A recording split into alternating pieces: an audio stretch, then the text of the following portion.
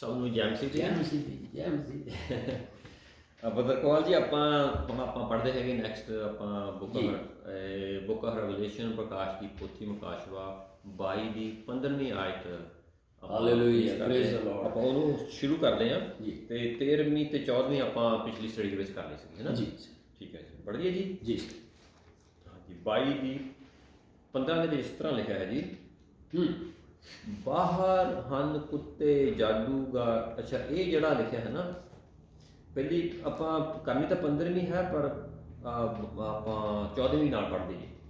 ਅੱਛਾ ਜੀ। ਹਾਂਜੀ। ਅੱਛਾ ਜੀ। ਇਹਦੇ ਵਿੱਚ ਲਿਖਿਆ, ਧੰਨ ਉਹ ਹਨ ਜਿਹੜੇ ਆਪਣੇ ਵਸਤਰ ਧੋ ਲੈਂਦੇ ਹਨ ਕਿ ਉਹ ਉਹਨਾਂ ਦੀ ਆਪਾਂ ਜੀ ਜੀ, ਕੋਈ ਗੱਲ ਨਹੀਂ, 14 ਕਰ ਲਈਏ, ਲੇਕਿਨ ਫਿਰ ਵੀ ਤੁਸੀਂ ਪੜ੍ਹ ਦਿਓ। ਹਾਂ, ਧੰਨ ਉਹ ਹਨ ਜਿਹੜੇ ਵਸਤਰ ਧੋ ਲੈਂਦੇ ਹਨ ਕਿ ਉਹਨਾਂ ਨੂੰ ਜੀਵਨ ਦੇ ਬ੍ਰਿਸ਼ ਦੇ ਉੱਤੇ ਹੱਕ ਹੋਵੇ ਤੇ ਉਹ ਦਰਵਾਜ਼ਿਆਂ ਥਣੀ ਉਸ ਨਗਰੀ ਦੇ ਅੰਦਰ ਜਾਣ।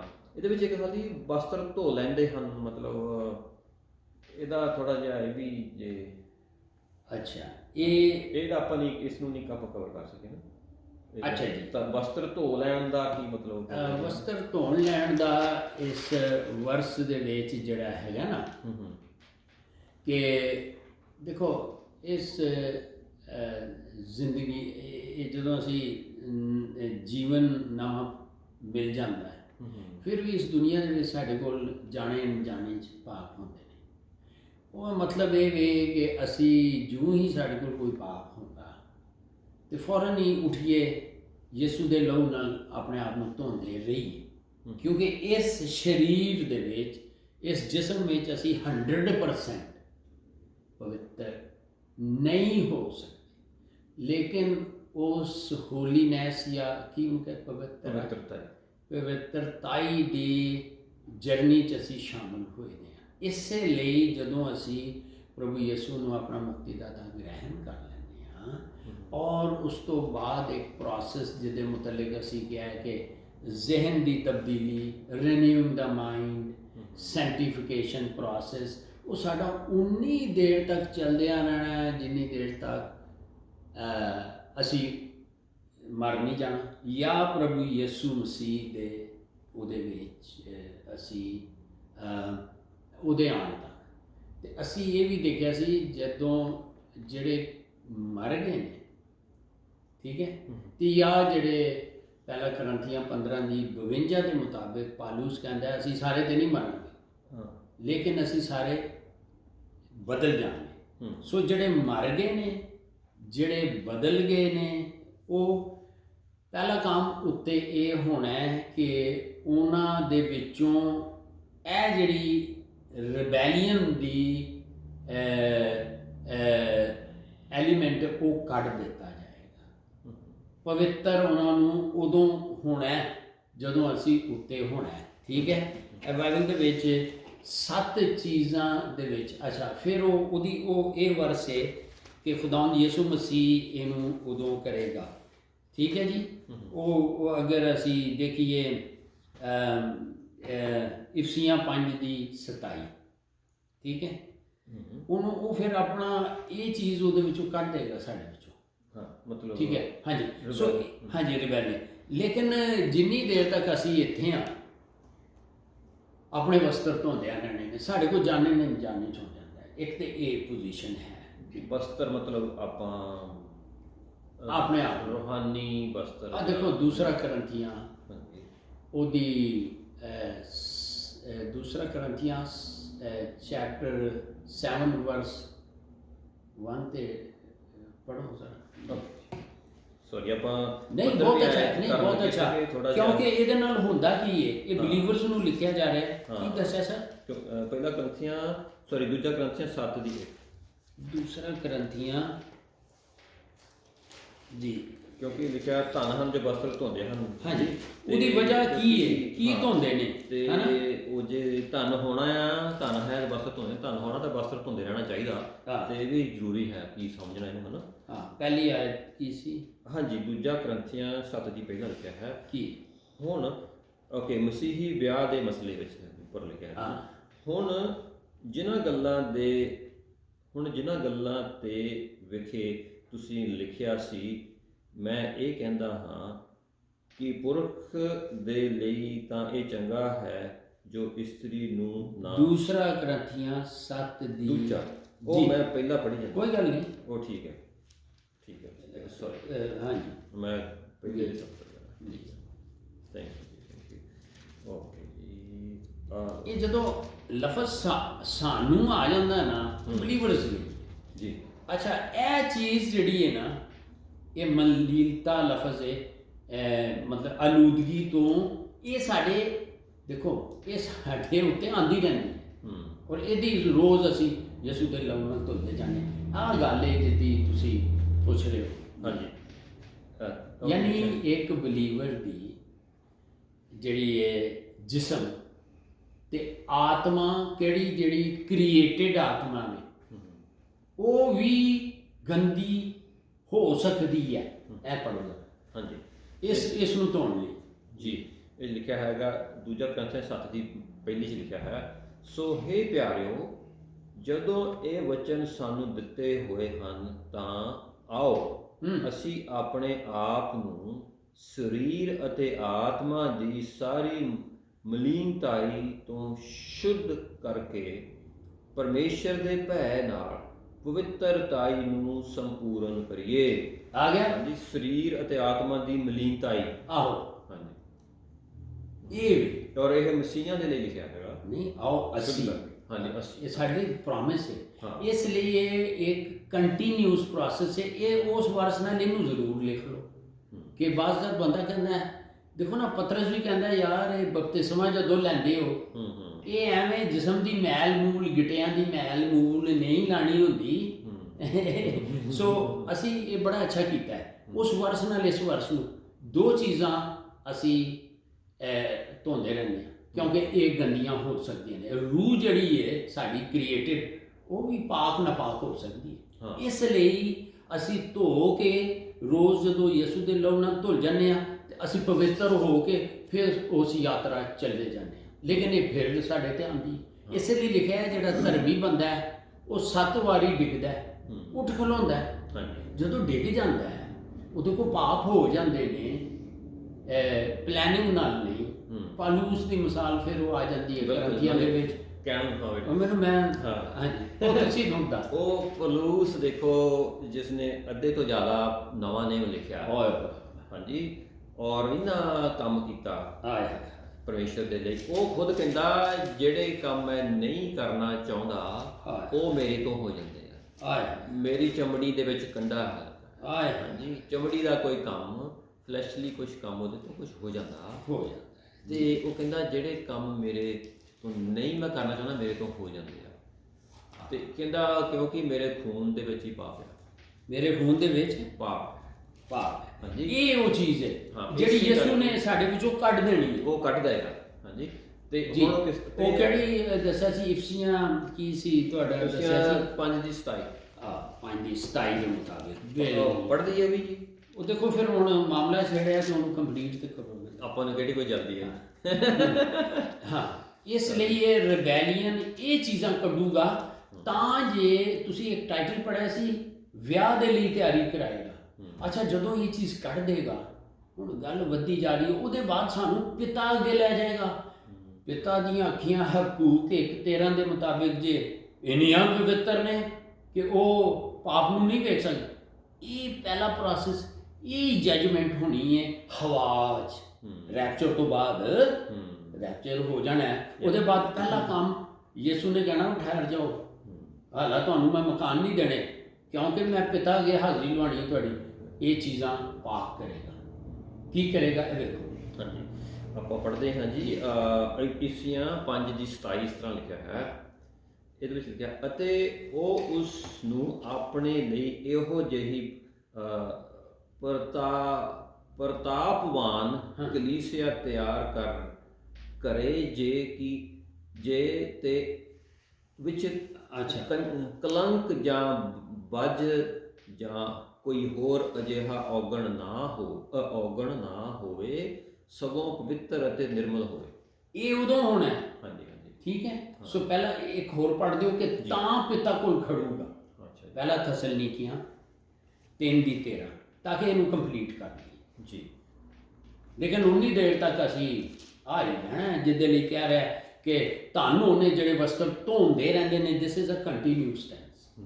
ਠੀਕ ਹੈ ਬਿਲਕੁਲ ਜੀ। ਪਹਿਲਾ ਸਸਲੀਕਨ 3:13 ਇਸ ਦੇ ਵਿੱਚ ਲਿਖਿਆ ਹੈ, ਤਾਂ ਜੋ ਤੁਹਾਡੀਆਂ ਮਨਾਂ ਨੂੰ ਤਕੜਿਆਂ ਕਰੇ ਕਿ ਜਿਸ ਵੇਲੇ ਸਾਡਾ ਪ੍ਰਭੂ ਯਿਸੂ ਆਪਣੇ ਸਾਰਿਆਂ ਸੰਤਾਂ ਸਣੇ ਆਵੇਗਾ ਤਾਂ ਉਹ ਸਾਡੇ ਪਵਿੱਤਰ ਅਤੇ ਪਿਤਾ ਦੇ ਅੱਗੇ ਪਵਿੱਤਰਤਾਈ ਵਿੱਚ ਨਿਰਦੋਸ਼ ਹੋਵੇ। ਇਹ ਕਰਕੇ ਤਾਂ ਪਿਤਾ ਅੱਗੇ ਪੇਸ਼, ਉਹ ਪਿਤਾ ਕਹੇਗਾ, ਉਹ ਕਹੇਗਾ ਪ੍ਰਭੂ ਯਿਸੂ, ਪਿਤਾ ਜੀ ਆਈ ਮੇਰੀ ਦੁਲਹਨ। ਹਾਂਜੀ। ਤੇ ਪਿਤਾ ਖੁਸ਼ ਹੋ ਜਾਏਗਾ। ਤੇ ਜੇ ਕਲੰਕ ਹੋਏਗਾ ਹੈ ਐਬ, ਉਹ ਕਿਤੇ ਉੱਥੇ ਚੱਲ ਹੀ ਨਹੀਂ ਸਕਦਾ। ਮਜ਼ਬੂਤ ਇਸ ਲਈ ਕਰੇਗਾ, ਬਨੀ ਇਸਰਾਈਲ ਕੌਮ ਨੇ ਮੂਸਾ ਕੇ ਕਿਹਾ, ਉਹ ਸਾਨੂੰ ਹੀ ਯਹੋਵਾ ਪਾਕ ਖੁਦਾ ਦਿਖਾਓ। ਉਹਨੇ ਕਿਹਾ ਇਹ 70 ਐਲਡਰਾਂ ਨੂੰ ਜ਼ਰਾ ਲੈ ਕੇ ਆ ਜਾ। ਉਹ ਜਦੋਂ ਬਿਜਲੀਆਂ ਗਰਜੀਆਂ, ਉਹ ਹਨੇਰਾ ਹੋਇਆ, ਕੁਝ ਹੋਇਆ, ਉਹ ਡਰ ਗਏ। ਉਹਨਾਂ ਕਿਹਾ ਨਾ ਭਾਈ ਜੀ ਮੂਸਾ ਸਾਹਿਬ ਤੁਸੀਂ ਜਾਣੋ ਤੇ ਰੱਬ ਜਾਣੇ, ਸਾਨੂੰ ਕੱਢੋ ਇਸ ਅਸੀਂ ਮਰ ਜਾਣਾ। ਇਸ ਹੈ ਅਸੀਂ ਡਰਦੇ ਕਹਿੰਦੇ ਇਹ ਸਾਰੇ ਮਰਨਾ ਚਾਹੀਏ। ਇਹ ਦਿਲ ਨੂੰ ਤਿਆਰ ਕਰੇਗਾ, ਤਿਆਰੀ ਕਰੋ। ਹੁਣ ਤੁਹਾਨੂੰ ਮੈਂ ਉਹੀ ਪਿਤਾ ਜਿਹੜਾ ਜੇ, ਕਿਉਂਕਿ ਮੈਂ ਉਹਨੂੰ ਹੀ ਜ਼ਾਹਿਰ ਕਰਨ ਲਈ ਆਇਆ ਸਾਂ। ਠੀਕ ਹੈ, ਤੇ ਹੁਣ ਤਿਆਰ ਹੋ ਤੇ ਇਹ ਕੋਈ ਕਰਨ, ਉਦੋਂ ਅਸੀਂ ਪੂਰੇ ਤੌਰ ਤੇ ਪਵਿੱਤਰ ਹੋਣਾ ਹੈ। ਉਸ ਤੋਂ ਪਹਿਲੇ ਕਿਹੜੀ ਦੱਸਿਆ ਸੀ ਕਿ ਇਹ ਜਿਹੜੀ ਪ੍ਰਕਾਸ਼ ਦੀ ਪੋਥੀ ਤੁਸੀਂ ਕੀ ਵਰਸ ਸੀ 14 ਸੀ? ਹਾਂ 14 ਬਾਕੀ ਮਿਸ ਹੋ ਗਿਆ। ਹਾਂਜੀ ਤੇ ਉਹਦੇ ਨਾਲ ਫਿਰ 2 ਕਰੰਥੀਅਨ 7 ਦੀ ਪਹਿਲੀ ਆਇਤ ਜੋੜ ਦੇਣਾ ਭਈ ਕੀ ਪਵਿੱਤਰ ਕਰਨੇ ਨੇ। ਹਾਂ ਹੈ ਉਹ ਸਾਡਾ ਜਿਹੜਾ ਆਤਮਾ ਤੇ ਸਰੀਰ। ਹਾਂਜੀ, ਦੂਜਾ ਗ੍ਰੰਥੀਆਂ 7 ਦੀ ਪਹਿਲੀ ਪੜ੍ਹ ਲਈ ਆ। ਠੀਕ ਹੈ, ਹਾਂਜੀ ਹਾਂਜੀ ਬਿਲਕੁਲ ਜੀ। ਤੇ ਫਿਰ ਆਪਾਂ ਜੀ ਕਿਸ ਤਰ੍ਹਾਂ ਧੋਣੇ ਰਹਿੰਦੇ ਹੈਗੇ ਆ? ਆਪਾਂ ਧੋਣਾ ਕਿਸ ਤਰ੍ਹਾਂ ਹੈਗਾ? ਆਪਾਂ ਯਹੂਨਾ ਦੀ ਪੱਤਰੀ ਵਿੱਚ ਲਿਖਿਆ ਹੈਗਾ, ਅਗਰ ਆਪਾਂ ਆਪਣੇ ਪਾਪਾਂ ਦਾ ਪਹਿਲਾ ਯਹੂਨਾ, ਹਾਂ ਪਹਿਲਾ ਯਹੂਨਾ 1 ਦੀ 7 ਹਾਂਜੀ 9ਵੀਂ ਹਾਂ ਤੇ ਪਹਿਲਾ ਯਹੂਨਾ ਸਾਰੀ 2 ਦੀ ਪਹਿਲੀ। ਹਾਂ ਉਹਦੇ ਵਿੱਚ। ਤੇ ਇੱਕ ਹੋਰ ਸਵਾਲ ਵੀ ਹੈਗਾ ਜੀ, ਪਹਿਲਾਂ ਆਹ ਪੜ੍ਹਦੇ। ਅੱਛਾ ਇੱਕ ਚੀਜ਼ ਸੌਰੀ ਜੀ, ਇਹ ਖੱਤ ਜਿਹੜਾ ਹੈ ਯਹੂਨਾ ਦੀ ਪਹਿਲੀ ਪੱਤਰੀ, ਇਹ ਬਲੀਵਰਸ ਨੂੰ ਲਿਖਿਆ ਗਿਆ ਕਿ ਬਈ ਆਪਣੇ ਆਪ ਨੂੰ ਕਿੰਝ ਤੁਸੀਂ ਧੋਣਾ ਹੈ, ਕਿਉਂਕਿ ਤੁਹਾਡੇ ਕੋਲ ਵੀ ਬਗੈਰ ਪਲੈਨਿੰਗ ਦੇ ਪਾਪ ਤੇ ਹੁੰਦੇ ਰਹਿਣੇ। ਇਸ ਲਈ ਠੀਕ ਹੈ ਜੀ, ਤੁਸੀਂ ਪੜ੍ਹ ਦਈਏ ਜੀ। ਪਹਿਲਾ ਯਹੂਨਾ ਜੀ 1 ਦੀ 7ਵੀਂ 9ਵੀਂ ਦੂਜਾ ਯਹੂਨਾ 7 ਦੀ ਪਹਿਲੀ ਨਹੀਂ ਕਿਹੜਾ ਪਹਿਲਾ ਯਹੂਨਾ ਜੀ, ਉਹਦੀ ਪਹਿਲਾ ਪਾਰਟ ਜੀ, ਉਹਦੀ ਪਹਿਲੀ ਦੇਖੋ ਜੀ, ਯਹੂਨਾ ਦੀ ਪਹਿਲੀ ਪੱਤਰੀ ਪਹਿਲਾ ਪਾਰਟ ਉਹਦੀ 7ਵੀਂ ਤੇ 9ਵੀਂ ਆਇਤ। ਫਿਰ ਯਹੂਨਾ ਦੀ ਪਹਿਲੀ ਪੱਤਰੀ 2 ਪਾਰਟ ਦੀ ਪਹਿਲੀ ਆਇਤ। ਠੀਕ ਹੈ, 2 ਦੀ ਪਹਿਲੀ ਹਾਂ, ਪਹਿਲੇ ਦੀ 7ਵੀਂ ਤੇ ਦੂਜੇ ਦੀ ਪਹਿਲੀ। ਇਸ ਲਈ ਇਹ ਜਿਹੜੀ 2 ਦੀ 1 ਪੜ੍ਹਦੇ ਹੋ ਨਾ, ਇਹਦੇ 'ਚ ਦੋਵਾਂ ਚੀਜ਼ਾਂ ਦਾ ਜਵਾਬ ਆ ਜਾਏਗਾ। ਠੀਕ ਹੈ, ਪਹਿਲਾ ਯਹੂਨਾ 2 ਦੀ 1 ਵਿੱਚ ਇਸ ਤਰ੍ਹਾਂ ਲਿਖਿਆ ਹੈ, ਹੇ ਮੇਰਿਓ ਬੱਚਿਓ, ਮੈਂ ਇਹ ਗੱਲ ਤੁਹਾਨੂੰ ਇਸ ਲਈ ਲਿਖਦਾ ਹਾਂ ਕਿ ਤੁਸੀਂ ਪਾਪ ਨਾ ਕਰੋ। ਪਾਪ ਮਤਲਬ ਪੋਸਿਬਿਲਿਟੀ ਤੇ ਹੈ। ਹਾਂ, ਅਤੇ ਜੇ ਕੋਈ ਪਾਪ ਕਰੇ ਤਾਂ ਪਿਤਾ ਦੇ ਕੋਲੋਂ ਸਾਡਾ ਇੱਕ ਸਹਾਇਕ ਅਤੇ ਅਰਥਾਤ ਯਿਸੂ ਮਸੀਹ ਜਿਹੜਾ ਧਰਮੀ ਹੈ। ਹਾਂ, ਉਹ ਲਿਖਿਆ ਇੱਕ ਹੈਗਾ ਜੀ, ਜੇ ਅਗਰ ਆਪਾਂ ਪਾਪ ਦੀ ਮਾਫੀ ਮੰਗਦੇ ਹਾਂ ਤਾਂ ਉਹ 7ਵੀਂ। ਹਾਂਜੀ, ਉਹ ਸਾਨੂੰ 1 ਦੀ 7ਵੀਂ ਹਾਂਜੀ ਤੇ 9ਵੀਂ ਹੈ। ਹਾਂਜੀ, 1 ਦੀ ਪਹਿਲੇ ਜਿਹੇ ਨਾ ਹਾਂਜੀ, ਉਹਦੇ ਵਿੱਚ ਲਿਖਿਆ ਹੈ, ਪਰ ਜੇ ਅਸੀਂ ਚਾਨਣ ਵਿੱਚ ਚੱਲੀਏ ਜਿਵੇਂ ਉਹ ਚਾਨਣ ਹੈ, ਚਾਨਣ ਵਿੱਚ ਹੈ ਤੇ ਸਾਡੇ ਵਿੱਚੋਂ ਸਾਡੀ ਆਪੋ ਵਿੱਚ ਸ਼ਰਾਕਤ ਹੈ, ਤਾਂ ਉਸ ਦੇ ਪੁੱਤਰ ਯਿਸੂ ਦਾ ਲਹੂ ਸਾਨੂੰ ਸਾਰੇ ਪਾਪਾਂ ਤੋਂ ਸ਼ੁੱਧ ਕਰਦਾ ਹੈ। ਹਾਂਜੀ, ਜੇ 8ਵੀਂ ਹੈ 9ਵੀਂ ਅੱਛਾ, ਜੇ ਇਸ ਲਈ ਬਲੀਵਰਸ ਨਹੀਂ ਆ ਮਤਲਬ ਪੜਿਆ ਸਕਦਾ। ਹਾਂਜੀ, ਪਹਿਲੇ ਦੀ ਹਾਂਜੀ, ਜੇ ਅਸੀਂ ਆਪਣੇ ਪਾਪਾਂ ਦਾ ਇਕਰਾਰ ਕਰੀਏ ਤਾਂ ਉਹ ਵਫਾਦਾਰ ਅਤੇ ਧਰਮੀ ਹੈ ਕਿ ਸਾਡੇ ਪਾਪਾਂ ਨੂੰ ਮਾਫ ਕਰੇ ਅਤੇ ਸਾਨੂੰ ਸਾਰੇ ਧਰਮ ਤੋਂ ਸ਼ੁੱਧ ਕਰੇ, ਸਾਰੇ ਧਰਮ ਤੋਂ ਸ਼ੁੱਧ ਕਰੇ। ਇਹ ਤੇ ਪਾਪ ਨੇ ਨਾ ਹੋ ਸਕਦੇ, ਪਾਪਾਂ ਦਾ ਪਛਤਾਤਾਪ ਕਰੀਏ, ਇਕਰਾਰ ਕਰੀਏ। ਹਾਂਜੀ, ਪਾਲੂਸ ਕਹਿੰਦਾ ਹਾਏ ਮੈਂ ਕਿੰਨਾ ਕਮਬਖਤ ਹਾਂ, ਫਿਰ ਕਹਿੰਦਾ ਯਾਰ ਮੈਂ ਨਹੀਂ ਜੇ, ਉਹ ਪੁਰਾਣਾ ਓਲਡ ਮੈਨ ਮੇਰੇ ਅੰਦਰ ਹੈਗਾ। ਹਾਂ। ਤੇ ਜਦੋਂ ਮੈਂ ਬੰਦਾ ਦੇਖੋ ਨਾ, ਜਦੋਂ ਟਿਊਨ ਨਹੀਂ ਹੁੰਦਾ ਤੇ ਉਹ ਉੱਠ ਕੇ ਸਾਡੇ ਕੋਲ ਫਿਰ ਕਦੇ ਕਦੇ ਉਹ ਪੁਰਾਣਾ ਆਦਮੀ ਜ਼ੋਰ ਮਾਰ ਲੈਂਦਾ। ਇੱਕ ਹੋਰ ਜੀ ਹੈਗਾ, ਇਹਦੇ ਨਾਲ ਹੀ ਸਵਾਲ ਆਪਾਂ ਇਹਨੂੰ ਆਪਾਂ ਹੋਰ ਕਲੀਅਰ ਕਰ ਕੋਈ ਗੱਲ ਨਹੀਂ, ਟਾਈਮ ਦੀ ਫਿਕਰ ਨਾ ਕਰ। ਇਹੋ ਜਿਹੇ ਵੀ ਸਵਾਲ ਕਈ ਵਾਰੀ ਆਉਂਦੇ ਹੈਗੇ ਆ, ਪੁੱਛਦੇ ਹੈਗੇ ਆ। ਇਨਸਾਨ ਪੂਰੀ ਕੋਸ਼ਿਸ਼ ਕਰਦਾ ਹੈਗਾ, ਜਿੱਦਾਂ ਪੌਲ ਵੀ ਦੱਸਦਾ ਹੈਗਾ, ਮੈਂ ਕੋਸ਼ਿਸ਼ ਕਰਦਾ, ਮੇਰੇ ਕੋਲ ਉਹ ਗਲਤੀ ਕੰਮ ਹੋ ਜਾਂਦਾ। ਕਈ ਵਾਰੀ ਇਹੋ ਜਿਹੇ ਮਸੀਹੀ ਜੀਵਨ ਲੋਕ ਹੁੰਦੇ ਹੈਗੇ ਆ, ਉਹ ਮੈਨੂੰ ਪੁੱਛਦੇ ਹੈਗੇ ਆ ਜਾਂ ਕਿਸ ਤਰ੍ਹਾਂ ਨਾ ਹੋਏ, ਕਹਿੰਦੇ ਮੈਂ ਤਾਂ ਜੀ ਮੈਂ ਕੋਸ਼ਿਸ਼ ਕਰਦਾ, ਮੇਰੇ ਤੋਂ ਫੇਰ ਗਲਤੀ ਆ ਹੋ ਗਈ, ਮੈਂ ਫੇਰ ਮਾਫੀ ਮੰਗਦਾ, ਹੁਣ ਰੱਬ ਅੱਗੇ ਮੈਂ ਕਿੱਦਾਂ ਜਾਵਾਂ? ਰੱਬ ਮੈਨੂੰ ਕਹੂੰਗਾ ਤੂੰ ਫੇਰ ਉਹੀ ਗਲਤੀ ਮਾਫੀ ਮੰਗ ਕੇ ਫੇਰ ਉਹੀ ਕੰਮ ਕਰੀ ਜਾਂਦਾ। ਕਹਿੰਦਾ ਮੈਂ ਬਹੁਤ ਕੋਸ਼ਿਸ਼ ਕਰਦਾ ਹਾਂ ਜੀ, ਮੈਂ ਦੱਸੋ ਮੈਂ ਬੜਾ ਮੁਸ਼ਕਿਲ 'ਚ ਮੈਨੂੰ ਮੈਂ ਕਿੱਦਾਂ ਰੱਬ ਦੇ ਮੂਹਰੇ ਦੁਬਾਰਾ ਜਾਵਾਂ ਵੀ ਮੈਨੂੰ ਰੱਬਾ ਉਹੀ ਤੂੰ ਫੇਰ ਆ ਗਿਆ। ਉਹ ਮਤਲਬ ਕਿ ਉਹ ਝਿਜਕਦੇ ਹੈਗੇ ਆ ਜੀ, ਹੁਣ ਰੱਬ ਕਿੰਨੀ ਵਾਰ ਮੈਨੂੰ ਮਾਫ ਕਰੀ ਜਾਊਗਾ? ਇਸ ਤਰ੍ਹਾਂ ਲੋਕੀ ਸੋਚਦੇ ਹੈਗੇ ਆ, ਉਹ ਡਿਸਕਰੇਜ ਹੋ ਜਾਂਦੇ ਆ। ਹਾਂਜੀ, ਜਿਹੜੀ ਕੋਈ ਨਾ ਚਾਹੁੰਦੇ ਹੋਇਆ ਵੀ ਗਲਤੀ, ਤੇ ਉਹ ਫਿਰ ਦੱਸੋ। ਦੇਖੋ ਜੀ, ਜ਼ਬੂਰ 51 ਉਹਦੀ 11ਵੀਂ 12ਵੀਂ ਆਇਤ, ਠੀਕ ਹੈ, 51 ਦੀ 11 ਹਾਂ, ਸਾਮ 51 ਜੀ 11 ਤੋਂ 12। ਜਦੋਂ ਦਾਊਦ ਕੋਲੋਂ ਇੱਕ ਪਾਪ ਹੋ ਗਿਆ, ਊਰੀਆ ਦੀ ਬੀਵੀ ਨੂੰ ਬਣਾ ਲਿਆ ਆਪਣੇ, ਹੈ ਨਾ, ਊਰੀਆ ਨੂੰ ਮਰਵਾ ਦਿੱਤਾ ਜਿਸ ਤਰ੍ਹਾਂ। ਤੇ ਦਾਊਦ ਪਹਿਲੇ ਤਾਂ ਇਹ ਗੱਲ ਇਸ ਲਈ ਰੱਬ ਨੂੰ ਪਸੰਦ ਸੀ ਕਿ ਉਹਦਾ ਤੋਬਾ ਦਾ ਲੈਵਲ, ਕਿਉਂ? ਜਦੋਂ ਵੀ ਪਾਪ ਹੁੰਦਾ ਸੀ ਉਹ ਡਿੱਗ ਕੇ ਮਾਫੀ ਮੰਗਦਾ ਸੀ। ਇਹ ਸਾਡੇ ਲਈ ਸਬਕ, ਜਦੋਂ ਪਾਪ ਹੋ ਜਾਏ। ਹੁਣ ਅਗਲੀ ਗੱਲ ਕੀ, ਸਾਡੇ ਜਿਹੜੀ ਪਾਪ ਹੋ ਜਾਂਦਾ ਉਹਦੀ ਉਹ ਸੈਲਵੇਸ਼ਨ ਨਹੀਂ ਜ਼ਾਇਆ ਹੁੰਦੀ। ਉਹਦੀ ਵਜ੍ਹਾ ਜਦੋਂ ਅਸੀਂ ਪ੍ਰਭੂ ਯਿਸੂ ਮਸੀਹ ਨੂੰ ਆਪਣਾ ਮੁਕਤੀਦਾਤਾ ਗ੍ਰਹਿਣ ਕਰਨੇ ਤੇ ਸਾਡੀ ਆਤਮਾ ਦੇ ਵਿੱਚ ਉਹਦੀ ਪਵਿੱਤਰ ਆਤਮਾ ਉਤਰ ਆਉਂਦੀ ਜਾਂ ਉਹਦੀ ਨੇਚਰ ਉਤਰ ਆਉਂਦੀ। ਜਿਉਂ ਹੀ ਇਸ ਬੰਦਾ ਬੌਰਨ ਅਗੇਨ ਹੋ ਜਾਂਦਾ ਹੈ, ਇਹ ਵਿਸ਼ਵਾਸੀਆਂ ਤੇ ਆ ਰਹੇ, ਉਹਨਾਂ ਦਾ ਆਤਮਿਕ ਸੁਭਾਅ ਸਰੀਰਕ ਸੁਭਾਅ ਨਾਲ ਕੱਟ ਦਿੱਤਾ ਜਾਂਦਾ ਹੈ। ਕੁਦਸੀਆਂ 2:11 ਦੇ ਮੁਤਾਬਕ। ਹੁਣ ਜਿਹੜੇ ਪਾਪ ਨੇ, ਹੁਣ ਰੂਹ 'ਚ ਪ੍ਰੋਬਲਮ ਕੋਈ ਨਹੀਂ, ਉੱਥੇ ਪਵਿੱਤਰ ਆਤਮਾ। ਹੁਣ ਸਰੀਰ ਦੇ ਵਿੱਚ ਆਹ ਚੀਜ਼ਾਂ ਆਉਂਦੀਆਂ ਨੇ, ਜਿਹਦੀ ਵਜ੍ਹਾ ਨਾਲ ਸਾਡੀ ਪਵਿੱਤਰ ਆਤਮਾ ਆ ਗਿਆ, ਉਹ ਜਾਊਗਾ ਨਹੀਂ, ਠੀਕ ਹੈ। ਇਸ ਲਈ ਸ਼ੈਤਾਨ ਉਹਨਾਂ ਨੂੰ ਕਹਿੰਦਾ ਤੂੰ ਤੇ ਕੁਝ ਨਹੀਂ, ਕੱਖ ਨਹੀਂ, ਫਲਾਣੀ। ਇਹਦੇ ਲਈ ਫਾਈਟ ਕਰਨੀ ਪੈਂਦੀ। ਬਿਲਕੁਲ, ਹਮੇਸ਼ਾ ਯਾਦ ਰੱਖੋ ਕਿ ਮੇਰੇ ਨਾਲ ਵੀ ਬੜਾ ਹੁੰਦਾ, ਹੁਣ ਵੀ ਹੁੰਦਾ। ਸਾਨੂੰ ਸਾਡਾ ਪਾਸਟ ਯਾਦ ਕਰਾਉਂਦਾ ਰਹਿੰਦਾ ਡੈਵਲ, ਉਹ ਇੱਦਾਂ ਕਰਦਾ ਸੀ, ਤੂੰ ਇੱਦਾਂ ਪਾਪੀ, ਇੱਦਾਂ ਇਹ ਉਹ। ਅੱਛਾ, ਤੇ ਯਸਾਇਆ 43:18 ਤੇ 19 ਆਇਤ ਨੋਟ ਕਰ ਲੈਣਾ, ਹੈ ਨਾ, ਕਿ ਪਿਛਲੀਆਂ ਯਸਾਇਆ 43 18 ਤੇ 19 ਆਇਤ, ਪਿਛਲੀਆਂ ਗੱਲਾਂ ਉੱਤੇ ਨਾ ਸੋਚਦੇ ਰਹੋ। ਜਦੋਂ ਅਸੀਂ ਯਿਸੂ 'ਚ ਆ ਗਏ, ਹੱਲ ਉੱਤੇ ਹੱਥ ਰੱਖ ਕੇ ਅੱਗੇ ਜਾਣਾ। ਅੱਛਾ, ਹੁਣ ਇਹ ਕਰਨਾ ਪੈਂਦਾ। ਇਹ ਤੇ ਇੱਕ ਜੰਗ ਹੈ ਜਿਹਨੂੰ ਸ਼ੈਤਾਨ ਸਾਨੂੰ ਸਾਡਾ ਪਾਸਟ ਯਾਦ ਕਰਾਏਗਾ। ਇੱਦਾਂ ਸੇ ਅਸੀਂ ਉਹਨੂੰ ਉਹਦਾ ਫਿਊਚਰ ਯਾਦ ਕਰਾਉਣਾ। ਉਹ ਸ਼ੈਤਾਨ ਛੱਡ ਲੈ, ਮੈਨੂੰ ਛੱਡ ਦੇ, ਇਸ ਲਈ ਕਿ ਮੈਂ ਤੇ ਪਹਿਲਾ ਕਰੰਥੀਆਂ 3 ਤੇ ਪਹਿਲਾ ਕਰੰਥੀਆਂ ਚੈਪਟਰ 3 ਤੇ ਚੈਪਟਰ 6 ਦੇ ਮੁਤਾਬਿਕ ਮੈਂ ਤੇ ਪਵਿੱਤਰ ਆਤਮਾ ਦਾ ਮੰਦਰ ਬਣ ਗਿਆ।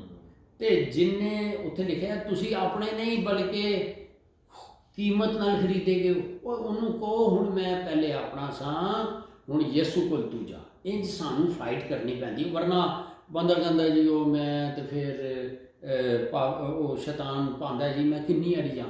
ਇੱਕ ਗੱਲ ਯਾਦ ਰੱਖਣੀ ਹੈ, ਖੁਦਾਵੰਦ ਯਿਸੂ ਮਸੀਹ ਖਾਲੀ ਸਲੀਬ ਉੱਤੇ ਹੀ ਸਾਡੇ ਲਈ ਜਾਨ ਦੇ ਕੇ ਪ੍ਰੋਜੈਕਟ ਖਤਮ ਨਹੀਂ ਹੋ ਗਿਆ। ਉਹਦੀ ਮਿਨਿਸਟਰੀ ਹੁਣ ਵੀ ਪਿਤਾ ਦੇ ਸੱਜੇ ਹੱਥ ਤੇ ਬੈਠ ਕੇ ਸਿਫਾਰਿਸ਼ ਕਰਨ ਦੀ ਹੈ। ਬਿਲਕੁਲ, ਉਹ ਪਹਿਲਾ ਯਹੋਨਾ 2:1 ਪੜ੍ਹੀ ਹੈ, ਉਹ ਸਾਡੀ ਇੰਟਰਸੈਸ਼ਨ ਜਾਂ ਸ਼ਫਾਇਤ ਲਈ ਉੱਤੇ ਉਹ ਚੀਫ ਪ੍ਰੀਸਟ ਹੈ, ਠੀਕ ਹੈ। ਹੁਣ ਹਵਾਲੇ ਬੜੇ ਨੇ, ਲੇਕਿਨ ਇਹ ਵੇ ਕਿ ਸਾਨੂੰ ਇਸ ਲਈ ਕਿਹਾ ਪਾਪ ਨਾ ਕਰਿਓ, ਤੇ ਜੇ ਕਿਸੇ ਕੋਲ ਹੋ ਜਾਏ, ਜਿਸ ਤਰ੍ਹਾਂ ਸਵਾਲ ਤੇ ਇੱਕ ਸਾਡਾ ਹੈ ਉੱਤੇ ਵੱਡਾ ਭਰਾ ਯਿਸੂ, ਤੇ ਫਿਰ ਸਾਨੂੰ ਕਾਹਦਾ ਡਰ? ਸ਼ੈਤਾਨ ਨੂੰ ਭਜਾਈਓ। ਬਾਕੀ ਜਦੋਂ ਵੀ ਕੋਈ ਗੁਨਾਹ ਹੋ ਜਾਏ ਉਹਦੇ ਲਈ ਦੁਆ ਕਰੋ, ਇੱਕਦਮ ਮਾਫੀ ਮੰਗੋ, ਯਿਸੂ ਦੇ ਲਹੂ ਨਾਲ ਧੁਲ ਜਾਓ, ਦੈਟਸ ਇਟ। ਔਰ ਸ਼ੈਤਾਨ ਨੂੰ ਕਹੋ ਪਰੇ ਹਟ ਜਾ, ਮੇਰੇ ਕੋਲ ਤੇ ਇਲਾਜ ਹੈ। ਜਾਂ ਉਹ ਬਿਲਕੁਲ ਜੀ, ਉਹ ਨਾ ਜਿਹੜਾ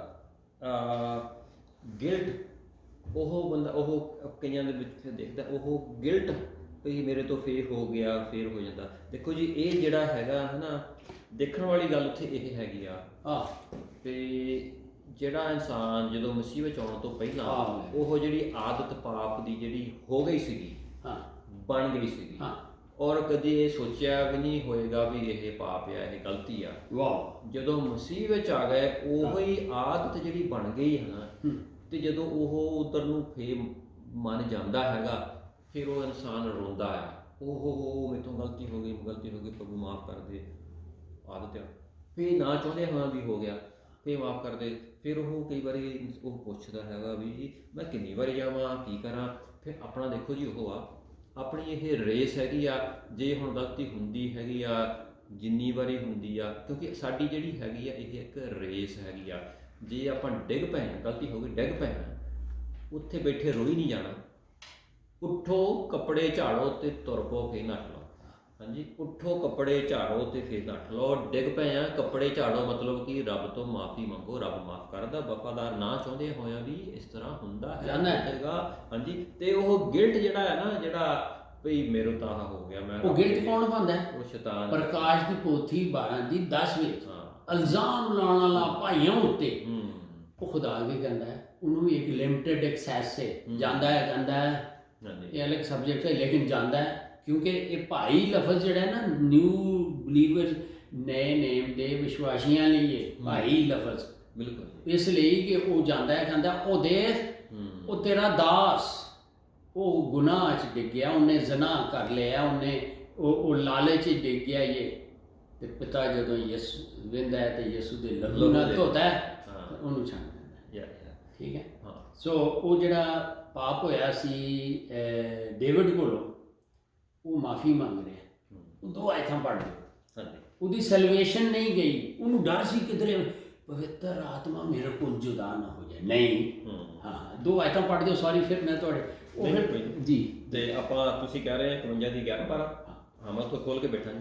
ਤੇ ਹਾਂਜੀ, ਉਹ ਕਹਿੰਦਾ ਹੈ ਜੀ 51 ਦੀ ਜ਼ਬੂਰ, ਸਾਮ ਭਜਨ 51, 51 ਦੀ 11 and 12, 11 12 'ਚ ਲਿਖਿਆ ਹੈ, ਮੈਨੂੰ ਆਪਣੇ ਹਜ਼ੂਰੋਂ ਨਾ ਧੱਕ, ਹਾਂਜੀ, ਅਤੇ ਆਪਣਾ ਪਵਿੱਤਰ ਆਤਮਾ ਮੈਥੋਂ ਨਾ ਲੈ, ਆਪਣੀ ਮੁਕਤੀ ਦੀ ਖੁਸ਼ੀ ਮੈਨੂੰ ਮੋੜ ਦੇ, ਹਾਂਜੀ, ਅਤੇ ਆਪਣੇ ਪਰਮ ਆਤਮਾ ਨਾਲ ਮੈਨੂੰ ਸੰਭਾਲ। ਇਹ ਜਦੋਂ ਯਿਸੂ ਨੂੰ ਕਬੂਲ ਕਰਨੇ ਆ, ਸਾਡੇ ਅੰਦਰ ਜਿਹੜਾ ਸ਼ਾਦਮਾਨੀ ਨਹੀਂ ਜਾਂਦੀ, ਜੋਏ ਨਹੀਂ ਜਾਂਦਾ, ਹੈਪੀਨੈਸ ਚਲੀ ਜਾਏਗੀ। ਉਹ ਕਹਿੰਦਾ ਡਰ ਸੀ, ਉਹ ਨਾ ਲੈ ਲੈ। ਠੀਕ ਹੈ, ਸੋ ਉਹ ਨਹੀਂ ਲੈਂਦਾ। ਠੀਕ ਹੈ। ਤੇ ਹਾਂਜੀ, ਤੇ ਗਿਲਟ ਵੀ ਸ਼ੈਤਾਨ ਵੱਲੋਂ ਹੈਗਾ। ਪਰਮੇਸ਼ਰ ਦੇ ਵਚਨ 'ਚ ਇਹ ਆਪਾਂ ਪੜ੍ਹਿਆ, ਅਗਰ ਅਸੀਂ ਮਾਫੀ ਮੰਗੀਏ ਤਾਂ ਰੱਬ ਮਾਫ ਕਰੇਗਾ। ਹਾਂਜੀ, ਤੇ ਜਿਹੜੀ ਕੋਈ ਵੀ ਸੋਚ ਇਹੋ ਜਿਹੀ ਆਉਂਦੀ ਆ ਰੱਬ ਦੇ ਕੋਲ ਜਾਣ ਤੋਂ, ਰੱਬ ਦੇ ਕੋਲ ਜਾ ਕੇ ਮਾਫੀ ਮੰਗਣ ਦੇ ਖਿਲਾਫ ਕੋਈ ਸ਼ਰਮਿੰਦਗੀ ਆਉਂਦੀ ਆ, ਰੱਬ ਕਿੰਨੀ ਵਾਰ ਮਾਫ ਕਰਾਂ, ਮੈਂ ਹੁਣ ਕਿੱਦਾਂ ਜਾਵਾਂ, ਕਿਹੜਾ ਮੂੰਹ ਲੈ ਕੇ ਜਾਵਾਂ ਰੱਬ ਤੋਂ ਮਾਫ ਕਰਾਂ, ਉਹ ਸ਼ੈਤਾਨ ਵੱਲੋਂ ਆ, ਉਹ ਮਤਲਬ ਪਰਮੇਸ਼ਰ ਵੱਲੋਂ ਨਹੀਂ ਹੈਗਾ, ਪਵਿੱਤਰ ਆਤਮਾ ਵੱਲੋਂ ਨਹੀਂ ਹੈ। ਜਿੰਨੀ ਵਾਰ ਵੀ ਗਲਤੀ ਕਰਦੇ ਆ, ਜਿੰਨੀ ਵਾਰ ਵੀ ਨਾ ਚਾਹੁੰਦੇ ਵੀ ਹੋ ਗਿਆ, ਮਾਫੀ ਮੰਗੋ, ਰੱਬ ਮਾਫ ਕਰਦਾ। ਯਿਸੂ ਦਾ ਲਹੂ ਇਸੇ ਲਈ ਹੈ। ਪਹਿਲਾ ਕਰੰਥੀਆਂ, ਹਾਂਜੀ, ਹੁਣ ਤੁਸੀਂ ਯਿਸੂ ਦਾ ਲਹੂ ਲੈ ਲਿਆ ਤੇ ਵਰਸ ਲੈ ਲਓ, ਪਹਿਲਾ ਕਰੰਥੀਆਂ 3 ਦੀ 21।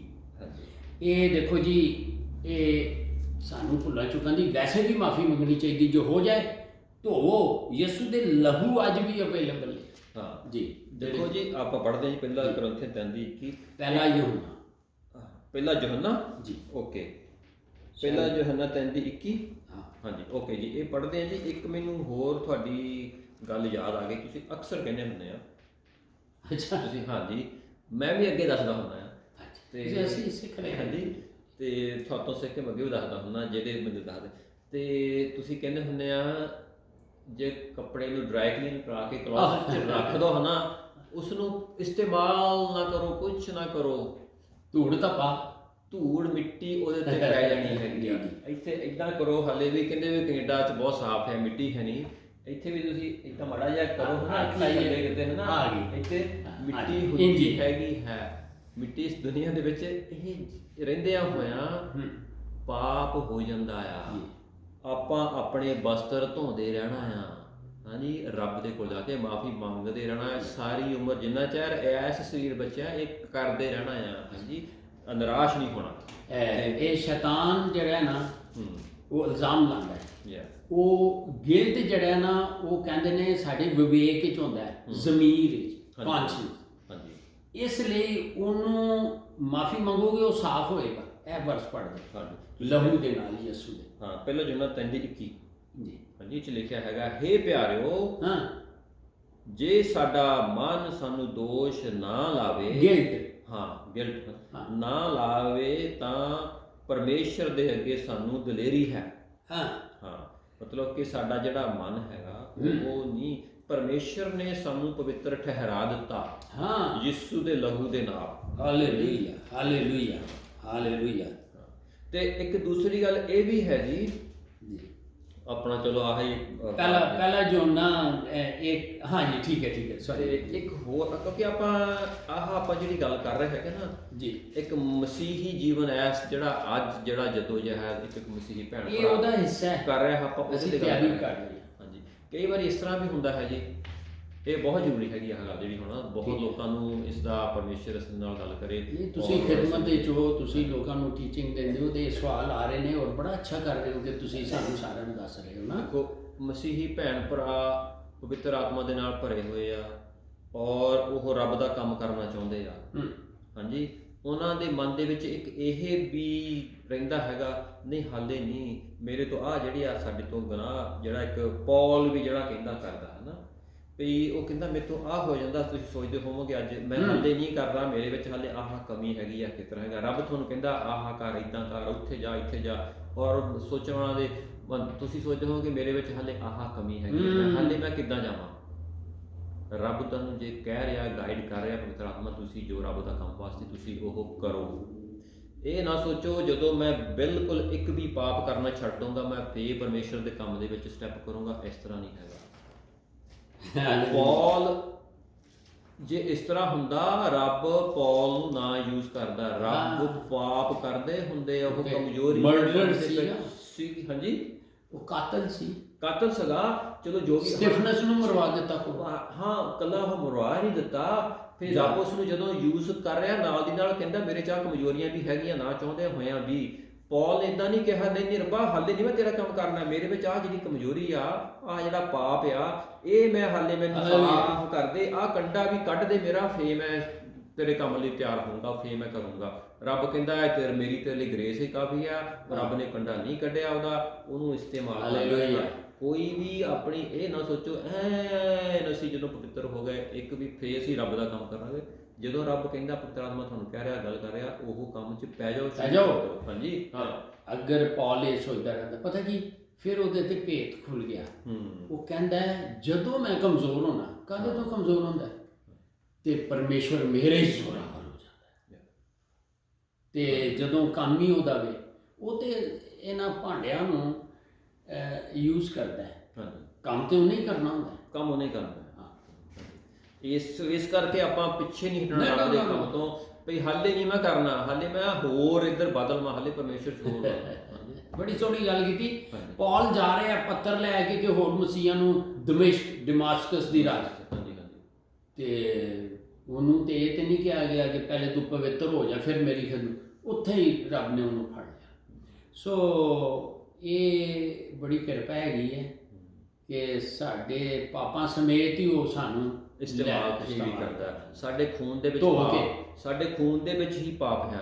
ਇਹੋ ਜਿਹਾ ਕੋਈ ਵੀ ਇਨਸਾਨ ਨਹੀਂ ਹੈਗਾ, ਖਾਦਮ ਵੀ ਇਹੋ ਜਿਹਾ ਨਹੀਂ ਹੈਗਾ ਜਿਹਦੇ ਤੋਂ ਜਾਣੇ ਦੇ ਵਿੱਚ ਆਦਤ ਪਾਪ ਵਾਲੀ ਗਲਤੀ ਨਹੀਂ ਹੁੰਦੀ।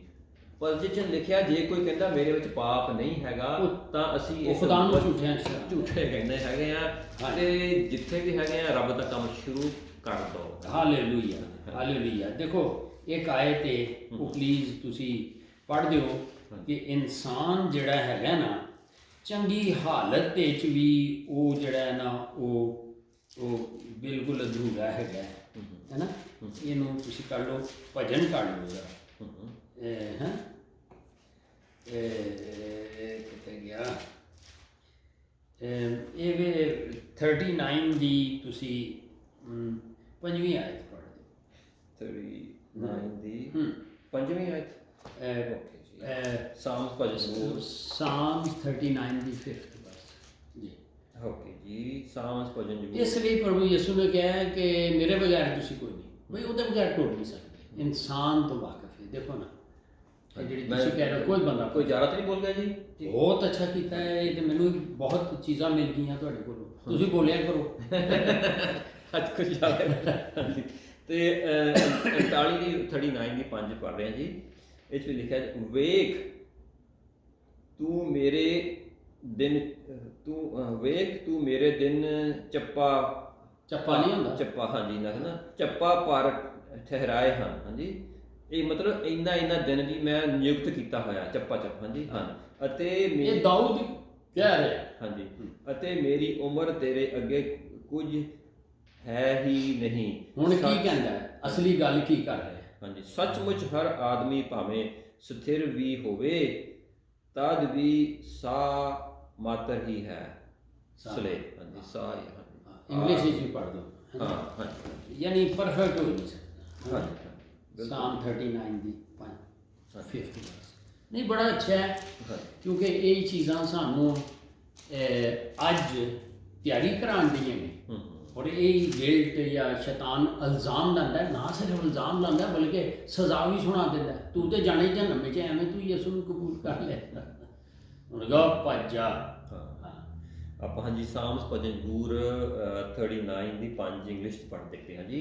ਇਹ 'ਚ ਲਿਖਿਆ ਹੈਗਾ ਜੀ, you have made my days a mere hand breath. ਹਾਂਜੀ, ਇੰਨਾ ਕੁ ਮਤਲਬ ਹੈਗਾ ਨਾ। The span of my years is nothing before you, each man's life is but a breath. ਹਾਂਜੀ, ਸਾਰੀ ਇਹ ਹੀ ਹੈ ਸਾਡੀ। ਲੇਕਿਨ ਸ਼ੁਕਰ ਹੈ ਕਿ ਸਾਡੇ ਅੰਦਰ ਪਵਿੱਤਰ ਹੈ, ਸਾਡੇ ਅੱਗੇ ਨੂੰ ਇਸਤੇਮਾਲ ਕਰਦਾ। ਹਾਂਜੀ, ਸੋ ਅੱਜ ਸਾਡੀ ਪ੍ਰਕਾਸ਼ ਦੀ ਪੋਥੀ ਦੀ 14ਵੀਂ ਆਇਤ ਹੋਈ ਹੈ।